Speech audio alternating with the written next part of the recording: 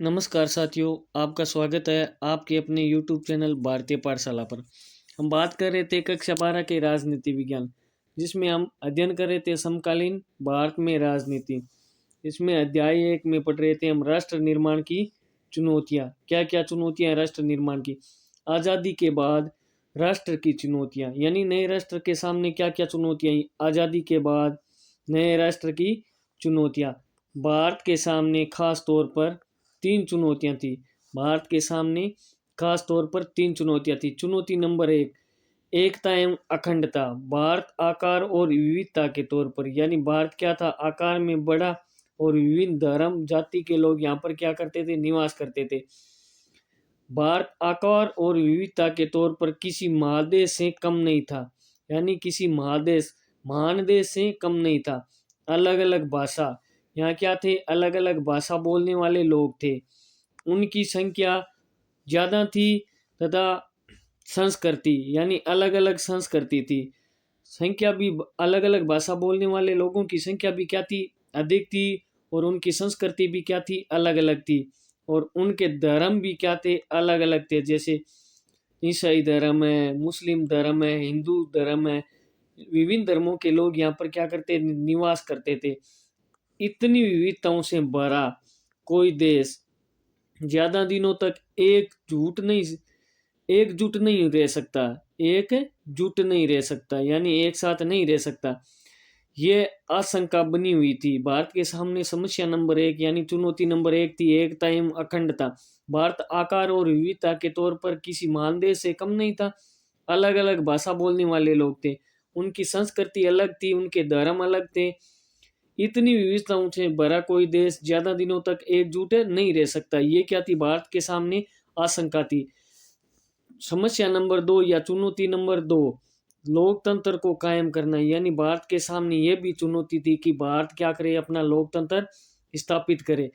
संविधान में मौलिक अधिकारों की गारंटी दी गई है। संविधान में क्या दी गई है, मौलिक अधिकारों की गारंटी दी गई है। और सभी नागरिकों को मत अधिकार दिया गया है, यानी जो भी नागरिक है जिसने 18 वर्ष की आयु पूर्ण कर लिया उसको मत देने का अधिकार दिया गया है। भारत ने संसदीय शासन पर आधारित प्रतिनिधित्व मूलक लोकतंत्र को अपनाया, यानी संसदीय शासन व्यवस्था पर आधारित लोकतंत्र को क्या किया, भारत ने अपनाया। इससे ये सुनिश्चित हो गया, यानी संसदीय शासन व्यवस्था से सुनिश्चित हो गया कि लोकतांत्रिक ढांचे के अंदर, यानी लोकतांत्रिक ढांचे के अंदर राजनीतिक मुकाबले होंगे, यानी राजनेताओं के मध्य क्या होंगे, मुकाबले होंगे, राजनीतिक मुकाबले होंगे संसदीय व्यवस्था के अंतर्गत। अब चुनौती नंबर 3 या समस्या नंबर 3 थी सबका विकास हो, यानी सभी का विकास हो, न कि एक तबके का। एक तबके का मतलब है एक समुदाय का। किसका, एक समुदाय का।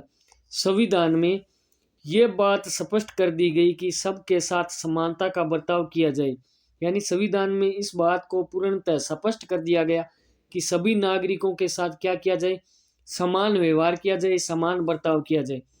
धार्मिक, सांस्कृतिक, अल्पसंख्यक समुदायों को विशेष सुरक्षा दी जाए। अल्पसंख्यक का मतलब है जो कम संख्या में समुदाय निवास करे या भारत के अंदर, उनको क्या दी जाए, विशेष सुरक्षा दी जाए। यह बड़ी चुनौती गरीबों के खात्मे के लिए कारगर नीतियों को तैयार करना, यानी गरीबी को खत्म करने के लिए जो भी नीति अपनाई जाए, कारगर नीति अपनाई जाए, उन नीतियों को क्या करना, तैयार करना। यानी सबका विकास हो, न कि एक तबके का, यानी एक समुदाय वर्ग विशेष का विकास न हो, सभी का क्या हो, विकास हो। संविधान में इस बात को स्पष्ट कर दिया गया कि सबके साथ क्या किया जाएगा, समानता का व्यवहार किया जाएगा। तथा धार्मिक, सांस्कृतिक, अल्पसंख्यक, यानी धर्म और जाति संस्कृति के आधार पर जितने भी अल्प समुदाय है, कम समुदाय, यानी समुदाय के लोगों की संख्या क्या है, कम है, उनको विशेष सुरक्षा दी जाएगी। यह भी क्या थी, एक चुनौती थी। अब बात करते हैं नेक्स्ट टॉपिक, कराची। कराची कहाँ है, पाकिस्तान में। 14 अगस्त 1947 को पाकिस्तान के संविधान सभा में अध्यक्ष ने भाषण दिया। जो अध्यक्ष कौन थे, मोहम्मद अली जिन्ना ने। और क्या कहा, यानी कराची पाकिस्तान में 14 अगस्त 1947 को पाकिस्तान के संविधान सभा अध्यक्ष में भाषण दिया गया मोहम्मद अली जिन्ना द्वारा। उन्होंने क्या कहा, बहुसंख्यक, बहुसंख्यक का मतलब है वे समुदाय जिनकी संख्या क्या है, अधिक है। अल्पसंख्यक का मतलब है वे समुदाय जिनकी संख्या क्या है, कम है। बहुसंख्यक और अल्पसंख्यक समुदाय यानी कम निवास करने वाले लोग और अधिक निवास करने वाले लोगों समुदाय की जटिलताओं यानी जो भी समस्याएं हैं उनको क्या करें, दूर करने के उद्देश्य से काम करना चाहिए। मोहम्मद अली जिन्ना ने भाषण में कहा था, अल्पसंख्यक और बहुसंख्यक समुदाय की जटिलताओं समस्याओं को दूर करने के उद्देश्य से हमें क्या करना होगा, काम करना होगा। यहाँ अलग अलग समुदाय के लोग हैं यानी अलग अलग समुदाय के लोग निवास करते हैं। अगर मुसलमान बात करते हैं, अगर मुसलमान पठान, पंजाबी, शिया और सुन्नी आदि में बंटे हैं यानी मुसलमान विभिन्न जातियों में बंटे हैं, जैसे पठान, पंजाबी, शिया और सुन्नी आदि जातियों में बंटे हैं। तो हिंदू भी ब्राह्मण, वैष्णव, खत्री तथा बंगाली, मद्रासी आदि समुदायों में बंटे हुए हैं। जिस प्रकार मुसलमान अलग अलग जातियों में बंटे हैं उसी प्रकार हिंदू भी अलग अलग जातियों में बंटे हुए हैं, जैसे ब्राह्मण है, वैष्णव है, खत्री है, बंगाली है, मद्रासी है आदि जातियों में बंटे हुए हैं। आप पाकिस्तान में आजाद है यानी विभिन्न प्रकार की जातियां वो पाकिस्तान में क्या है, आजाद है। मंदिर भी जा सकती है। जिन्ना ने कहा था, मोहम्मद अली जिन्ना ने कहा था कि आप विभिन्न समुदाय के लोग हैं वो पाकिस्तान में क्या है, आजाद है। मंदिर भी जा सकते हैं, जो हिंदू धर्म के है वो मंदिर जा सकते हैं, जो मुस्लिम समुदाय के है वो मस्जिद जा सकते हैं। यहाँ किसी अन्य पूजा स्थल पर आपका धर्म यानी किसी भी पूजा स्थल पर आपका धर्म, जाति या विश्वास से राज्य को कुछ लेना देना नहीं, यानी किसी भी धर्म, जाति, समुदाय से राज्य को कुछ लेना देना नहीं है। जवाहरलाल नेहरू ने मुख्यमंत्री को यानी जितने भी मुख्यमंत्री थे भारत की आज़ादी के बाद, उन मुख्यमंत्रियों को एक पत्र में क्या कहते हैं उसके बारे में जानते हैं। ये पत्र, जो एक पत्र जवाहरलाल नेहरू ने प्रकाशित किया या मुख्यमंत्रियों को दिया, उसमें क्या कहते हैं, 15 अक्टूबर 1947 को ये पत्र प्रकाशित हुआ। मुसलमानों की संख्या भारत में इतनी ज्यादा है कि वह चाहे तब भी यहाँ से कहीं नहीं जा सकते। जवाहरलाल नेहरू ने कहा कि मुसलमानों की संख्या भारत में इतनी अधिक है कि यदि मुसलमान चाहे तो भी यहाँ से कहीं नहीं जा सकते, चाहे पाकिस्तान जितना उकसा दे, यानी इन मुसलमानों को पाकिस्तान जितना चाहे उतना उकसा दे, पर ये मुसलमान भारत से बाहर नहीं जा सकते, इनकी संख्या भारत में इतनी है। या वहाँ के गैर मुसलमानों को जितना भी अपमान करे, यानी पाकिस्तान में निवास करने वाले जो भी गैर मुस्लिम है, मुस्लिम समुदाय को छोड़कर जितने भी जाति हैं उनको अपमानित करे, डराए, लेकिन यहाँ के अल्पसंख्यकों के साथ सभ्यता और शालीनता के साथ पेश आना है। यानी यहाँ निवास करने वाली मुस्लिम समुदाय की संख्या या किसी अन्य अल्पसंख्यक समुदाय के लोग हैं उनके साथ सभ्यता से पेश आना है, शालीनता के साथ व्यवहार करना है।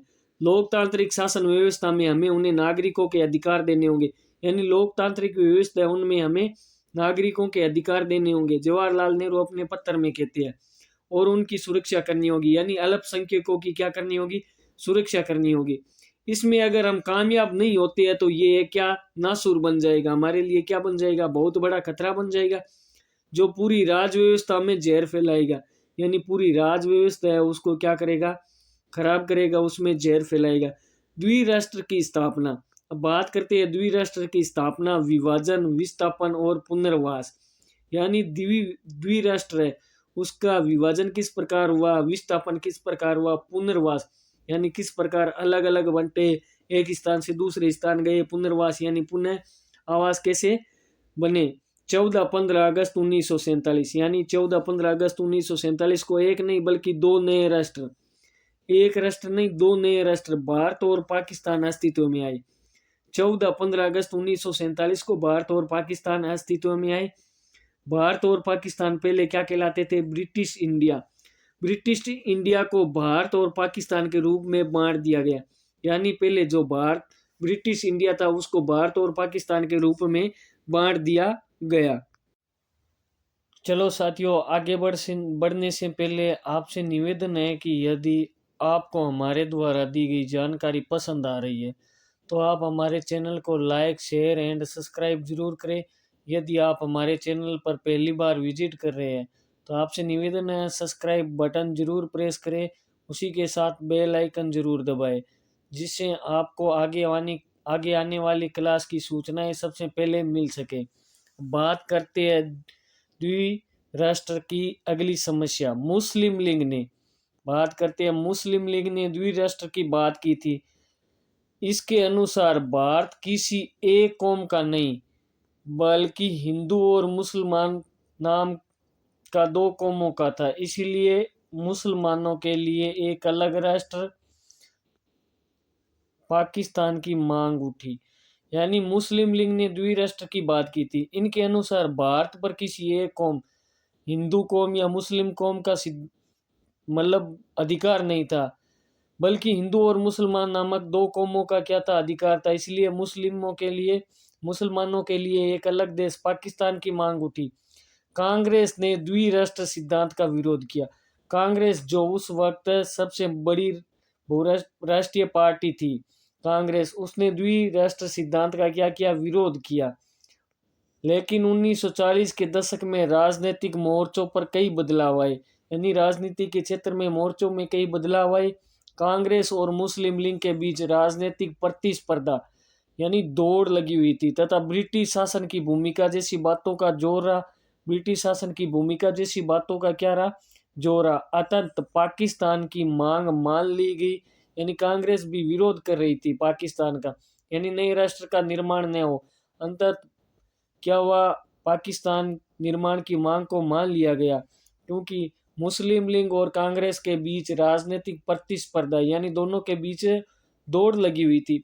विभाजन के वक्त आई मुख्य समस्या, यानी विभाजन के वक्त कौन कौन सी मुख्य समस्याएं उनके बारे में जानते हैं। चलो साथियों, जिस भूभाग को इंडिया के नाम से, यानी पहले जिस भूभाग को इंडिया के नाम से जाना जाता था और उसे भारत और पाकिस्तान नाम के दो देशों के बीच बांट दिया गया। यानी जिस भूभाग को इंडिया के नाम से जाना जाता था उसका एक क्षेत्र तो हो गया पाकिस्तान और एक क्षेत्र क्या हो गया, भारत। यानी एक क्षेत्र को भारत के नाम से और एक क्षेत्र को पाकिस्तान के नाम से बांट दिया गया। विभाजन का आधार धार्मिक बहुसंख्यक को बनाया गया, यानी विभाजन का आधार था वो क्या माना गया, धार्मिक बहुसंख्यक। यानी जिस धर्म के लोग जिस स्थान पर ज्यादा रह रहे हैं उसको उस धर्म के आधार पर बांट दिया गया। मतलब जहां पर मुसलमान ज्यादा हो वह क्षेत्र पाकिस्तान और शेष क्या कहलाएगा, भारत। यानी जिस क्षेत्र में मुसलमान ज्यादा हैं वो तो पाकिस्तान कहलाएगा और जिस क्षेत्र में हिंदू ज्यादा हैं वो क्या कहलाएगा, भारत।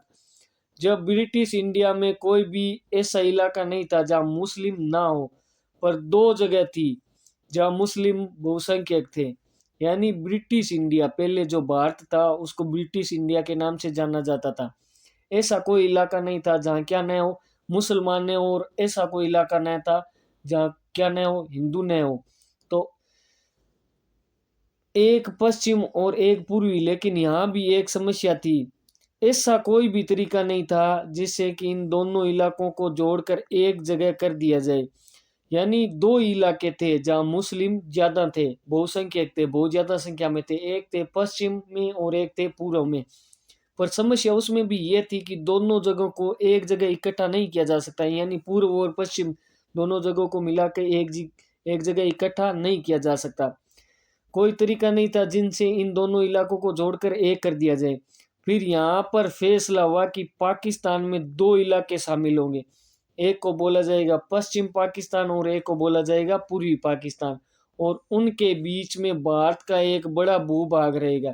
यानी पूर्वी पाकिस्तान और पश्चिमी पाकिस्तान के मध्य क्या रहेगा, भारत का एक बड़ा हिस्सा रहेगा। फैसला होने के बाद फिर एक समस्या ने जन्म और लिया। वह समस्या थी, अब ऐसा भी नहीं था कि सभी लोग क्या हो, यानी मुस्लिम समुदाय के सभी लोग पाकिस्तान जाने को राजी थे। समस्या यह थी, पहले तो क्या था, क्षेत्र को लेकर समस्या थी कि ऐसा कोई भी क्षेत्र नहीं था जहाँ सभी क्या हो, मुस्लिम हो। ऐसा कोई भी क्षेत्र नहीं था जहाँ क्या हो, सभी हिंदू हो। फिर इन दो हिस्सों को बांटा गया, पूर्वी और पश्चिमी पाकिस्तान।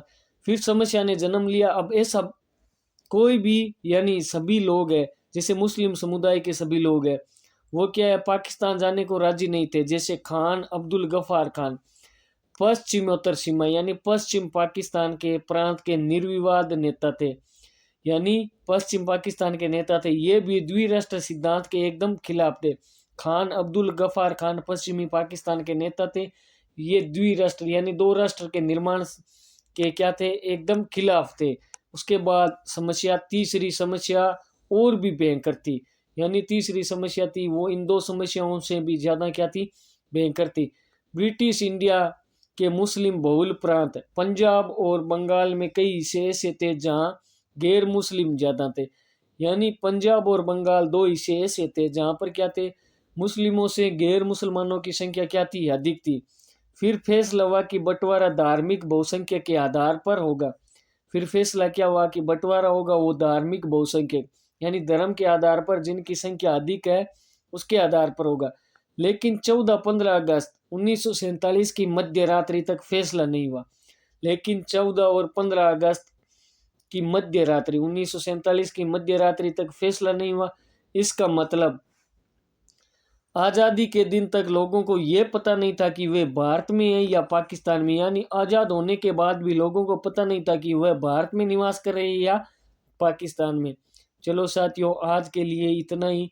यदि आपको हमारे द्वारा जो भी कक्षाएं संचालित की जाती है उनमें रुचि पैदा की जा रही है या आपके पढ़ने में सहायक हो रही है, तो आपसे भी नंबर निवेदन है कि आप हमारे चैनल को शेयर, सब्सक्राइब, लाइक, कमेंट जरूर करें। इस क्लास को आगे से आगे शेयर करें। धन्यवाद। जय हिंद, जय भारत। फिर से हाजिर होंगे एक नई और ताज़ा क्लास के साथ। तब तक के लिए धन्यवाद।